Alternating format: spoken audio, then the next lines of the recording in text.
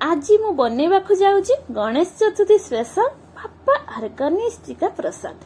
बहुत ही स्वादिष्ट एकदम यूनिक स्टाइल इंस्टेंट और झटपट रे मध्य बनि पारिबो। सुजीर एही मुदक बहुत ही सिंपल घरे सामग्री रो बहुत स्वादिष्ट नरम मतलब एमिति बनिबो जे पाटी रे देउ देउ मिसई जीवो। एकदम 15 मिनिट रे मध्य हमर बनिके रेडी हेई जीवो। तो पुणी सेटा भी पुणी हमर बिना छांचरे मध्य। तो आसंतु डेरी कोन पय भिडियोटी जल्दी जल्दी स्टार्ट करि नेबा। हेलो एवरीवन, मु इतिश्री वेलकम करूछि आपण समस्त को मो हेलो ओडिया किचन चैनल को सब्सक्राइब करिया पे जम्मा भी भूलंतनी। भिडियोटा पूरा फुल वॉच करंतु। तो एठी सुजीर मोदक बनावा पे मु 1.5 कप पाखापाखि सुजी नहीं जाइछि। ता सहित हल्का उषुम क्षीर मध्य नहीं जोटार मु ता सरटा को मध्य बाहर कर नै सरटा देकी देखिबे बहुत ही सुंदर गोटे टेस्टी लागिवो। सर को मध्य दे दीछि। देन हाफ कप 1.5 कप पाखापाखि मु एठी क्षीर को मध्य नैछि। जति सुजी नैथि सेति परिमाण रे मध्य क्षीर मध्य नेबे। देन पूरा घियो हल्का फुल्का गरम हेइथिबो। आम सेही घियो रे सुजी को मध्य भल्लो भाबरे भाजी नेबा। सुजी बेसी समय भी भाजीबानी पूरा अल्प समय भाजीबा बट गोटे भल स्मेल आसीबा जे हाँ आ लो फ्लेम रे ही भाजुथिबे। हल्का फुल्का भाजी हे साला पर गोटे बहुत ही सुंदर सुजी और घियो मिसे गोटे एते सुंदर बास्ना आसीबो जे तापर जानि परिबे जे हमर सुजीटा एकदम परफेक्टली भाजी हे सारिछि। आमे सिथिरे रखिथिबा हल्का उषुम उषुम क्षीर को दे गोटे सॉफ्ट डोटे बनै नबा। गैस रो फ्लेम को बिल्कुल भी लो रखिथिबे, हाई जम्मा भी करिवेनी नहले सुजी आण जम्मा भी प्रस्तुत होबनी, पुड़ी हे जीवो, भलो हेबनी, खाइबा पय भी जम्मार भी टेस्टी लागिबनी। देन मु एठी गोटे फ्रेश कुरा नडिया नैछि। आपण चाहिले डेसिकेटेड नडिया मध्य नै परिबे बट फ्रेश कुरा नडिया रे बहुत ही सुंदर टेस्टी लागिबो हमर मुदकटा। तते चाहे बेसी ट्राई करिवे फ्रेश कोकोनट बा नडिया नबा पे। देन मु एठी हाफ कप चीनी नैछि। 2 ରୁ 3 चामच पाखापाखि गुड़ रे व्यवहार करिछि। एठी गुड़ बिल्कुल ही ऑप्शनल अछि। आपण चाहिले केवल चीनी रे मध्य बनि पारिबे नहले केवल गुड़ रे मध्य बनि पारिबे।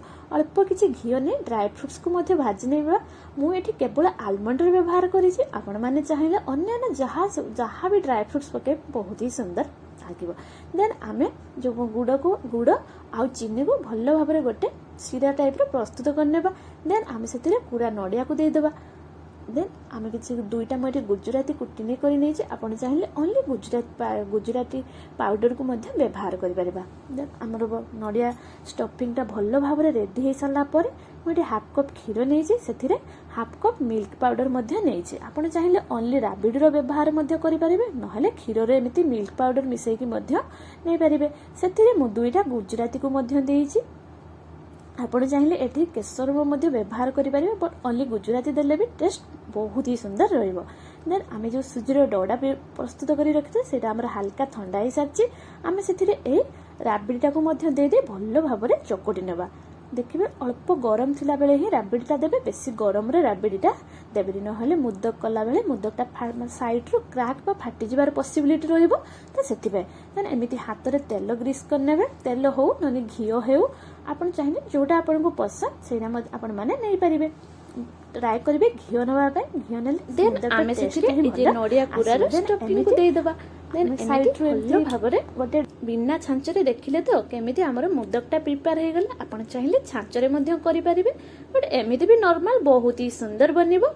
आपण माने घरे तरी निश्चय ट्राई करंतु आ कमेंट रे मते निश्चय जणांतु। एथर गणेश चतुर्थी एही मोदक रेसिपी तो निहाती ट्राई करंतु आउ केमिति बनेला शेयर करंतु। वीडियो जदि भल लागुता वीडियो को लाइक कमेंट करिया पय जम्मार भी भूलंतुनी। आपण माने तो वीडियो देखुचंती किंतु लाइक कमेंट करिया पय भूली जाउचंती। एथर करिया आपको जम्मा भी भूलंतुनी। देन आमे एठी सबु जेतिक हमर सुजीर आण प्रस्तुत करथिले सबुर एमिति मोदक टाइप रो बनेनेबा। आपण चाहिले एमिति चामच स्टाइल रो मध्य साइड रो कट करी मध्य करि परिबे। आउ टिके देखिबा पय टेम्पटिंग लागिबो, सुंदर मध्य लागिबो। देन आपण को जेमिति पसंद सेमिति करंतु। आउ देखिले तो हमर 15 मिनिट रे प्रिपेयर हे गला।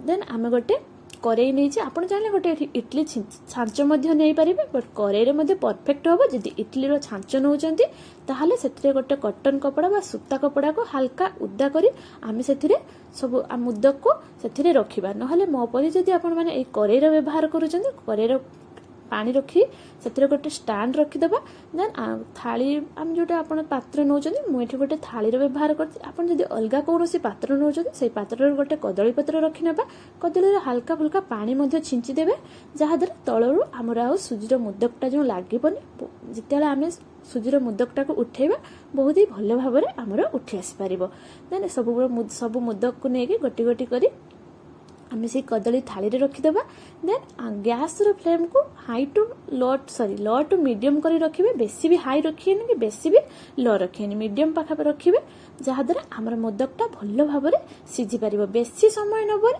3 ରୁ 5 मिनिट पाखापाखि भितर हो 5 मिनिट रू अधिक समय भी नबनी प्राय तो 5 मिनिट रे ही हो आमको टोटाल ये सुजी मोदक प्रिपेयर करने मत 15 मिनिट समय लगी आपण मैंने थे ट्राए करूँ ट्राए न कला जे आप जानी भी पारे जे एत सहज एत इजी एत सुंदर आते टेस्टी रेसिपीटा केमी बनी पारा आउ निज हाथ गोटे भगवान प्रसाद तैयारी कर गोटे खुशी ही अलग प्रकार लगी थाए आमे तो प्राय टाइम मार्केट रू किनी थाउ ना थरे निजे ट्राए करंतु पूरा मन भीतर गोटे सुकून गोटे खुशी मिल पारिबो देन आमे ताकू सबको करेई रे स्टीम होवा पई छाड़ी देबा लो हाई टू मीडियम फ्लेम रे रखिबा सब भल भाव रे रेडी हो सारा पर आमे भगवान प्रसाद लगेबा तो आपण माने आज रे रेसिपीटा केमिति लागिला मते निश्चय जणांतु सब्सक्राइब करंतु जय जगन्नाथ गणेश चतुर्थी समस्त को हार्दिक अभिनंदन।